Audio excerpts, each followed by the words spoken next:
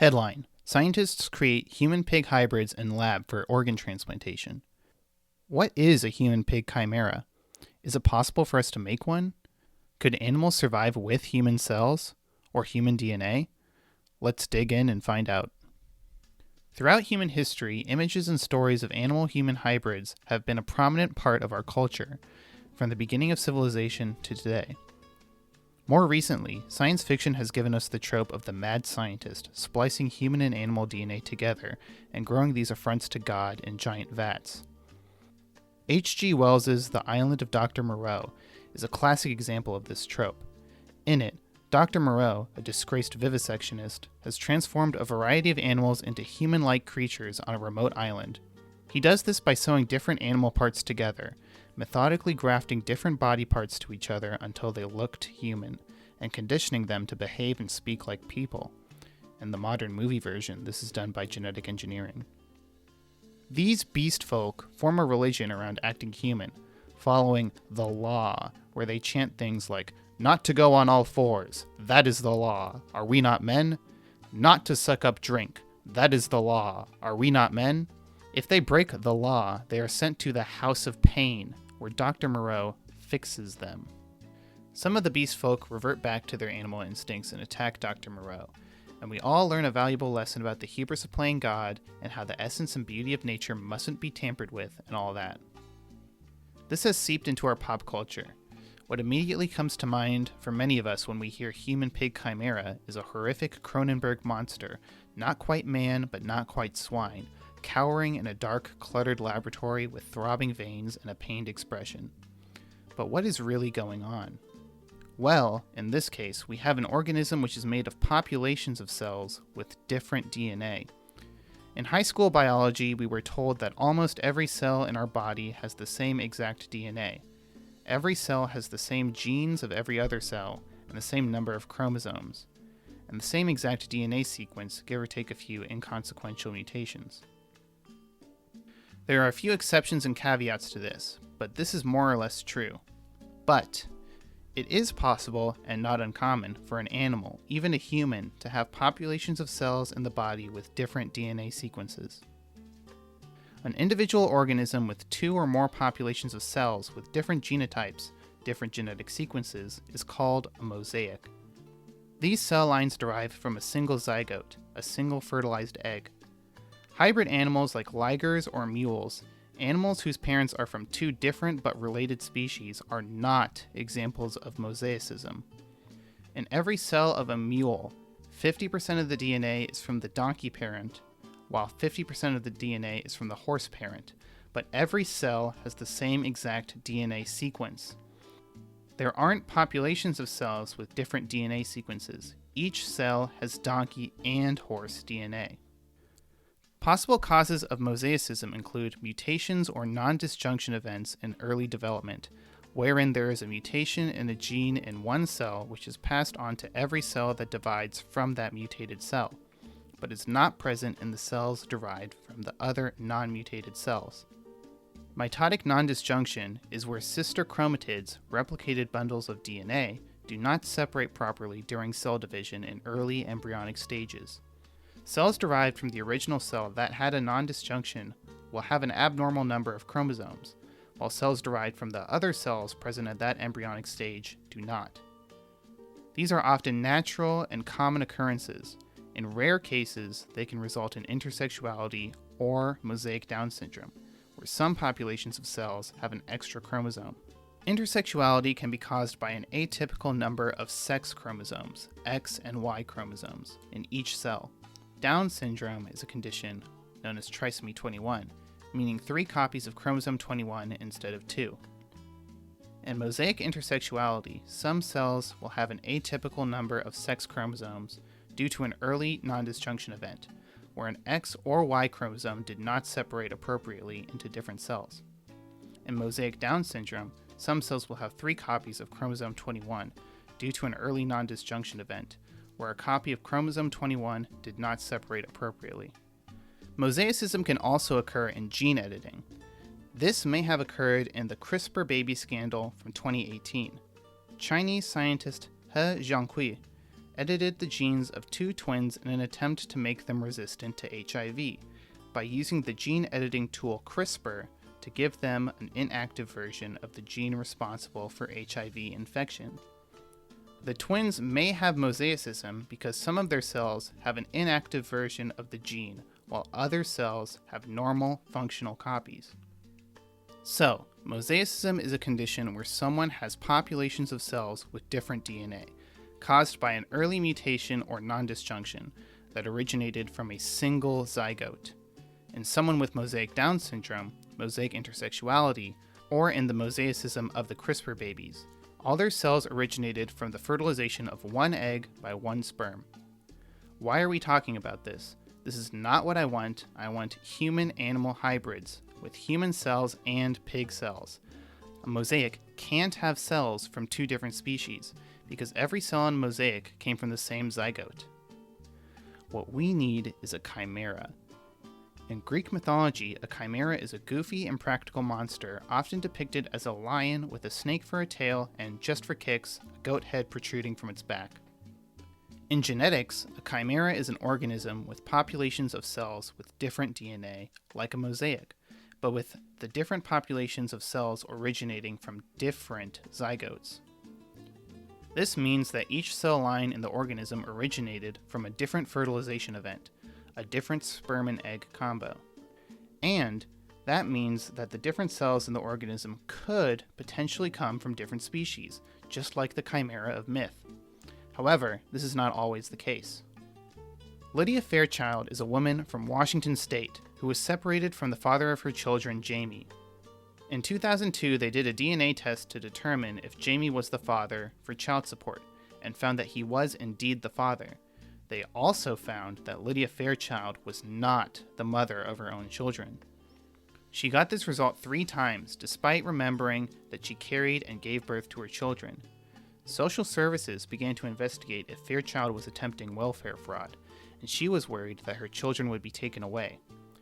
During the investigation, Fairchild gave birth to a 3rd child, and this time the court could confirm that her children do not match her DNA, despite the fact that she gave birth to them. This did not rule out the possibility that she was a surrogate mother, however. Eventually, other tissues of her body were tested, and it was found that the DNA in her cervical cells matched her children's DNA, proving she was the mother of her own children. Lydia Fairchild is a tetragametic chimera. Tetra meaning 4, gametic referring to gametes or sex cells, sperms and eggs, and chimera meaning she has populations of cells with different genotypes that originated from different zygotes. A chimeric organism that originated from 2 different sperms and 2 different eggs. During early development, Lydia's embryo fused with the embryo of her twin sister. The cells that made up her blood are quote-unquote her cells, but the cells in her cervix and ovaries are from her twin sister's cells. In a sense, she is her own twin sister. They are both the same person. There are 2 DNA sequences from different embryos we can attribute to Lydia Fairchild, sequences from different zygotes. She is a chimera. Like Lydia, it is possible that you are a tetragametic chimera, and you'd likely never know. You would probably live a totally normal life.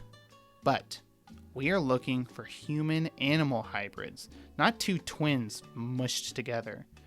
This woman is made from 2 organisms of the same species. I went to see a freak of nature, a monster. Is it possible to have a chimera of 2 different animal species? In 2010, scientists were able to engineer a mouse that had a rat pancreas. The scientists injected rat stem cells into the embryo of a developing mouse. The mouse was a knockout for pancreatic development, meaning this mouse had no genes associated with the development of the pancreas. The rat cells injected into the mouse filled the niche for pancreas cells. So, as the mouse developed, it grew a pancreas with rat cells.